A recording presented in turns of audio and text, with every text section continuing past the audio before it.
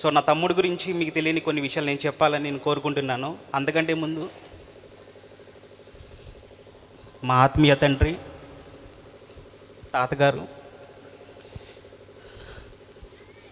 తాతగారికి నేను పెద్ద మనవణ్ణి. యాక్చువల్గా ఏంటంటే తాతగారి తర్వాత ఈ సేవని నేను తీసుకోవాలి. తాతగారి యొక్క కోరిక పరిస్థితుల ప్రభావం వల్ల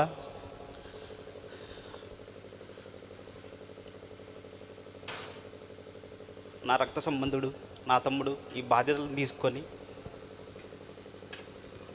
నిజంగా నాకైతే చాలా గర్వకారణంగా ఉంది. మా తాతగారి గురించి 2 మాటలు చెప్తాను. మేము రేపల్లో ఉన్నప్పుడు సమ్మర్ హాలిడేస్కి వస్తూ ఉండేవాళ్ళం. ఇక్కడ ఒక 1 మంత్ తాతగారితో స్పెండ్ చేయాలని ఎంతో ఆశతో ఉండేవాళ్ళం. ఎర్లీ మార్నింగ్ 4కి ఒక ఏడుపు శబ్దం మాకు వినిపించేది. డైలీ ఒక ఏడుపు శబ్దం మాకైతే వినిపించేది. ఏంటి ఏడుపు శబ్దం వినపడుతుందని చూసేసరికి మా తాతయ్య మోకాళ్ళ ప్రార్థన అండి. మేము ఎన్ని రోజులైతే తాతయ్యతో స్పెండ్ చేస్తామో అన్ని రోజులు కూడా మోకాళ్ళ ప్రార్థన అనుక్షణం మా కోసం, మా ఫ్యామిలీ కోసం, పేర్లిపడి కోసం. తాతయ్య సేవ నిజంగా ఆయనకి నేను పెద్దమ్మగా ఉండటానికి నేను అసలు అర్హుని కూడా కానే కాదు.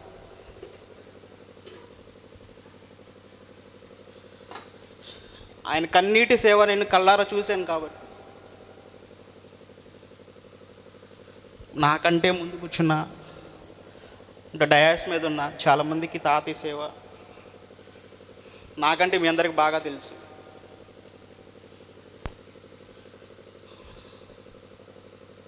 తాతయ్య గారు బ్లెస్సింగ్స్ లేకుండా మా తమ్ముడు జాబ్ కొట్టడం అనేది ఈజ్ ఇంపాసిబుల్. అతను కన్నీటి ప్రార్థన, మోకాళ్ళ ప్రార్థన ఈరోజు మా తమ్ముడిని గవర్నమెంట్ హోల్డర్గా నుంచోబెట్టిందంటే ఈ క్రెడిట్ మొత్తము ముందుగా దేవాతి దేవునికి, తర్వాత మా ఆత్మీయ తండ్రి తాతయ్య గారికే చెందుతుంది.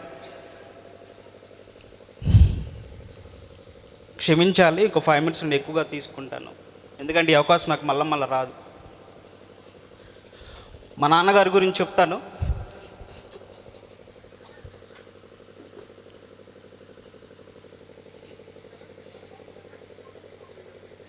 ఐ లవ్ యూ నాన్న.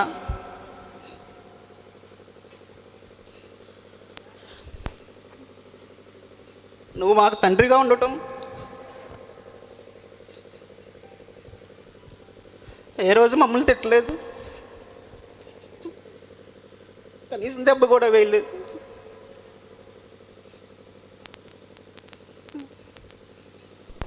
మమ్మల్ని అలా పెంచారండి. రేపాలలో ఒక రూమ్లో ఉండేవాళ్ళమండి. మా నాన్నగారు మార్నింగ్ 11కి వెళ్ళిపోయి మిడ్నైట్ 12కి వచ్చేవాళ్ళు. నిట్ట నిలువున ఆయన థియేటర్లో పనిచేసి మమ్మల్ని పోషించారు. ఆ బాధ నేను కళ్ళారు చూశాను. నాన్న నిజంగా నువ్వు మా తండ్రి అవ్వటం మా అదృష్టం నాన్న. నీకు ఎన్ని ఇచ్చినమ్మా రుణాలు తీర్చుకోలే.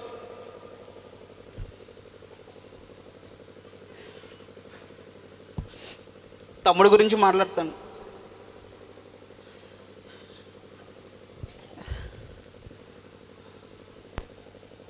ఎందుకంటే మీ అందరికంటే నాకు ఎక్కువ బాగా తెలుసు, దగ్గర నుంచి చూశాను కాబట్టి. ఆఫ్టర్ మ్యారేజ్ తర్వాత సో గవర్నమెంట్ జాబ్ కొట్టడం అనేది ఇట్స్ ఇంపాసిబుల్. ఇందాక పరిశుద్ధరావు అన్న చెప్పినట్టు 24 hours 18 hours చదవాలని చెప్పారు. కాదండి, నా తమ్ముడు కనీసం 2 hours కూడా ప్రిపేర్ అవ్వాలా. అది నాకు తెలిసి నీ దగ్గర నేను చూశాను.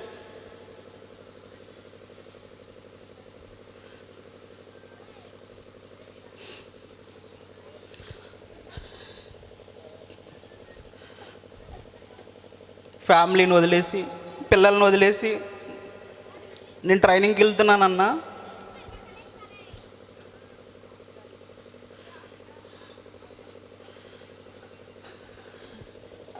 ఎలా ఫీజు కట్టాడో తెలియదు, ఎలా చదువుకున్నాడో తెలియదు.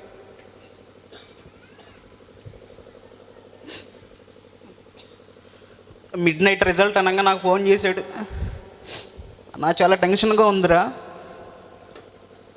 చాలా టెన్షన్గా ఉంది, ఒకవేళ నాకు జాబ్ వస్తే కనుక ఫస్ట్ నీకే ఫోన్ చేసి చెప్తానురా అని టెన్షన్ పడుతుంటే, మన నమ్మిన దేవాతి దేవుడు ఉన్నాడురా, చాలా జాగ్రత్తగా ఉండు, ఖచ్చితంగా జాబ్ నీదని చెప్పాను. ఆఫ్టర్ 12 తర్వాత నా తమ్ముడు నాకే ఫస్ట్ కాల్ ఫోన్ చేశాడు, అన్నా నాకు జాబ్ వచ్చిందిరా, గుంటూరు డిస్టిక్లో మెరిట్లో నేను టాప్ 4లో ఉన్నాను, ఎర్లీ మార్నింగ్ 7 దాకా కూడా నేను నిద్రపోలేదండి.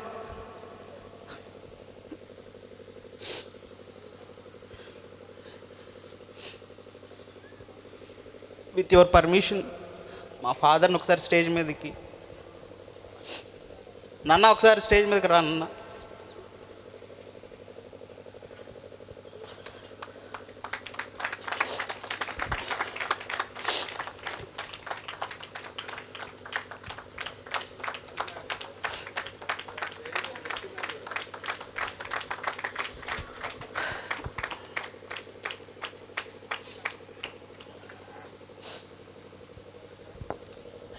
మా నాన్న, నేను ఈ అవకాశం కోసమే చూస్తున్నానండి ఇన్నాళ్ళు, మా నాన్న స్టేజ్ మీద చూడాలి, ప్యార్లపడిలో మా నాన్న తలెత్తుకొని తిరగాల, ఒక్కరోజు కూడా మమ్మల్ని దెబ్బ కొట్టిన పాపం లేడండి మాకు అసలు.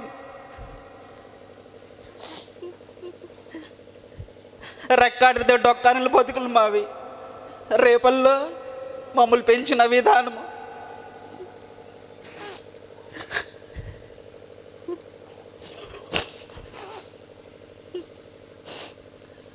ఆయన అప్పుడు ఆ రోజు కష్టపడబోతే మేము ఈ పొజిషన్లో ఉండేవాళ్ళం కానే కాదు.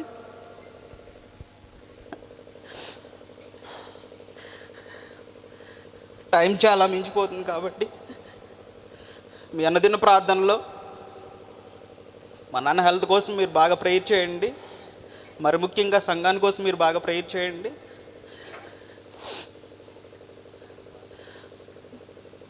అలానే ఎంతో బరువు బాధ్యతలతో మా తమ్ముడు ఓ పక్కన టీచర్గా, ఓ పక్కనే సంఘ సేవ,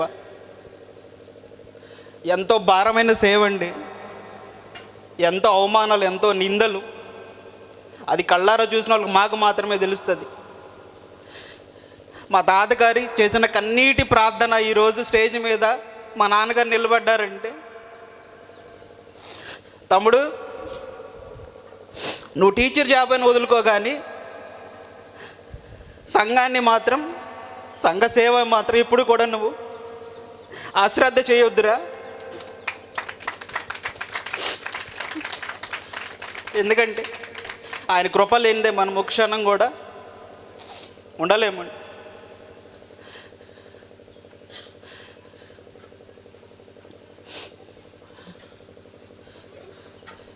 సో ఈ అవకాశం ఇచ్చిన దైవజనులకి, కూడి వచ్చిన మీ అందరికీ థ్యాంక్స్ చెప్పుకుంటున్నాను. థ్యాంక్ యూ తమ్ముడు. అందరం చెప్పులు కొడుతూ కుటుంబానికి శుభాలు తెలియచేద్దాం. కేవలం ఇది యేసయ్య కృప. హల్లెలూయా. కేవలం దేవునికి మాత్రమే మహిమ ఘనత చెల్లునుగాక. ఈ సమయంలో చివరిగా క్లుప్తంగా గ్రీటింగ్స్ తెలియచేయడానికి మన హోప్ పాస్టర్స్ ఫెలోషిప్ ప్రెసిడెంట్ యెషయా గారిని ప్రేమతో ఆహ్వానిస్తూ ఉన్నాను. వారి గ్రీటింగ్స్ తెలియజేస్తారు.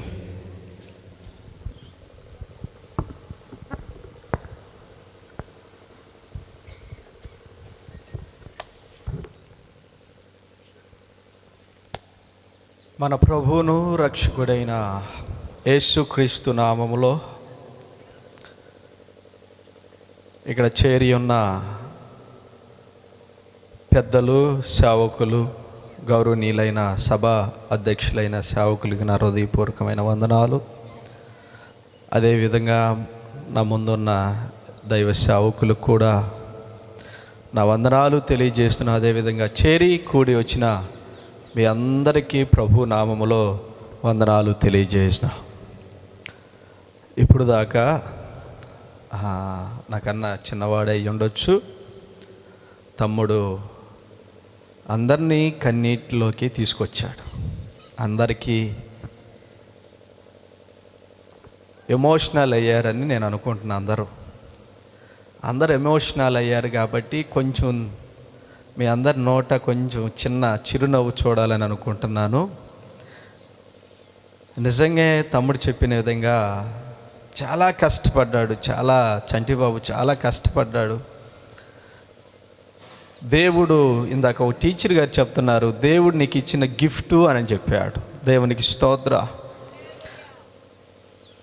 నిజంగా దేవుడు చంటిబాబుకి దేవుడిచ్చిన గిఫ్టే అనుకుంటున్నాను నేను. ఒకరికి పెళ్ళి అయ్యిందంట, తన భార్యకి ఒక మంచి గిఫ్ట్ ఇవ్వాలనుకున్నాడంట. సంవత్సరం తిరిగి వచ్చేలోపు నా భార్యకి నేను ఒక మంచి గిఫ్ట్ ఇవ్వాలి, ఏమి ఇస్తే బాగుంటుంది అని ఆలోచన చేశాడంట. చేస్తే అది నాకు కూడా ఉపయోగపడేటట్టు ఇవ్వాలి ఆ గిఫ్ట్ అనుకున్నాడంట భర్త. భార్యకి ఏం గిఫ్ట్ ఇస్తే బాగుంటుంది, ఏమి ఇస్తే బాగుంటుంది అని ఆలోచన చేసి నాకు కూడా ఉపయోగపడాలి కదా ఇస్తే అనుకుని తన ఉద్యోగానికి వెళుతూ ఆమె ఇంటికాడ ఎలా ఉన్నదో తెలుసుకోవటానికి ఆమె దగ్గర మొబైల్ ఫోన్ లేదంట. మొబైల్ లేదు కదా, నా భార్య నేను ఉదయం వెళ్ళి మరలా సాయంత్రం వచ్చిందాకా ఒకసారైనా నేను మాట్లాడటానికి మొబైల్ ఫోన్ లేదు అని తాను ఎంతో కష్టపడి సంపాదించుకుని ఒక మంచి మొబైల్ ఫోన్ కొనిచ్చాడంట.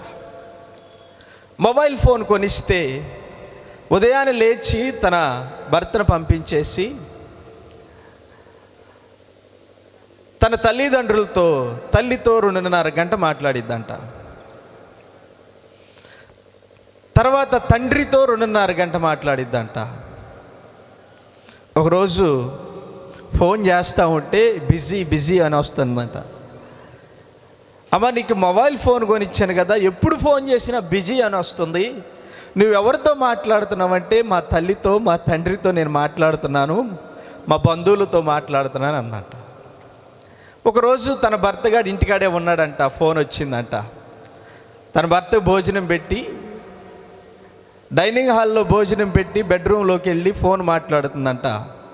ఇతను అనుకున్నాడంట తన తల్లిదండ్రులతో మాట్లాడుతుంది, కనీసం 2.5 గంటల దాకా బయటికి రాదు అనుకుని ఆలోచన చేస్తూ భోజనం చేస్తున్నాడని టైం పెట్టుకున్నాడంట. కానీ ఆమె అరగంటకే వచ్చిందంట ఫోన్ మాట్లాడి. అతను అడిగాడంట, అమ్మ, మీ తండ్రితోనో తల్లితోనో మీరు మాట్లాడితే 2.5 గంటల దాకా బయటికి రావు కదా, ఇప్పుడేంది అరగంటకే బయటకు వచ్చామంటే రాంగ్ కాల్ వచ్చింది అందంట. రాంగ్ కాల్ ఎంతసేపు మాట్లాడింది? ఏదో మీకోసం చిన్న చిరునవ్వు నవ్వుతారని చెప్పి మాట. ఇందాటి దాకా ఎమోషనల్ అయ్యారు కాబట్టి. రాంగ్ కాల్ ఎంతసేపు మాట్లాడారు? అరగంట మాట్లాడు. దేవుడు చంటిబాబుకి ఇచ్చిన ఈ జాబు కేవలం గిఫ్ట్ మాత్రమే. దేవునికి స్తోత్రం చెల్లిద్దామా? అందుకే కీర్తన గ్రంథం 57వ కీర్తనలో 10వ వచనంలో ఒక మాట ఉంది, ప్రభువా జనములలో నీకు కృతజ్ఞతాస్తుతులు నేను నీకు చెల్లించేదను. దేవుని బిడ్డలకి ఒక అలవాటు ఉన్నది, ఏమిటంటే కృతజ్ఞతాస్తుతి చెల్లించటము. దేవుడిచ్చిన దాన్ని సద్వినియోగం చేసుకున్నటకు, దేవుడిచ్చిన దాన్ని మనము మరలా తిరిగి దేవుని కొరకే ఖర్చు పెట్టడానికి మనకు ఒక అలవాటు ఉన్నది. అది ఏమిటంటే కృతజ్ఞత. యేసు ప్రభు చేతిలోకి కూడా 5 రొట్టెలు 2 చేపలు వచ్చినప్పుడు ఆయన వాటిని విరిచి శిష్యులకు ఇవ్వలేదు, కానీ మొట్టమొదటి చేసింది ఏమిటంటే ఆయన give thanks to the lord, దేవునికి కృతజ్ఞత చెల్లించాడు. అప్పుడు అది ఖచ్చితంగా ఆశీర్వదించబడి 5,000 మంది పైచులకు భోజనం చేసి మరలా 12 గంపలుగా వెత్తడం జరిగింది. దేవునికి స్తోత్రం. అదేవిధంగా చంటిబాబుకి దేవుడిచ్చిన ఈ ఉద్యోగాన్ని అది కృతజ్ఞతగా దేవుని పరిచర్య కోసమే ఉపయోగించాలని నాతో చాలాసార్లు చెప్పాడు. ఆ విధంగా తన జీవితం కొనసాగించాలని ఈ మాటలు చెప్తూ నేను ఈ మాటలు ముగిస్తున్నాను. ఈ సమయం ఇచ్చిన అధ్యక్షుల వారికి మరొకసారి వందనాలు. గ్రీటింగ్స్ తెలియజేసిన దైవ సేవకులకు హృదయపూర్వక వందనాలు తెలియజేస్తూ ఉన్నాను. మంచిది, ప్రాముఖ్యమైన సమయంలోకి మనం వచ్చాం. తడువు చేయకుండా, ఆలస్యం చేయకుండా దైవ సందేశాన్ని మనం విందాం. దయచేసి అందరూ కూడా సహకరించాలి, క్షమించాలి. ఆలస్యం అవుతున్నప్పటికీ దేవుని మాటలు చాలా శ్రద్ధ కలిగి మనం కొద్ది నిమిషాలు విందాం. ఇక వాక్య సందేశం కొరకు నగరం ప్రాంతంలో పరిచయం చేస్తున్న దైవజనులు రాజు గారి నుంచి ప్రార్థించవలసిందిగా ప్రభుపేట ఆహ్వానిస్తూ ఉన్నాను.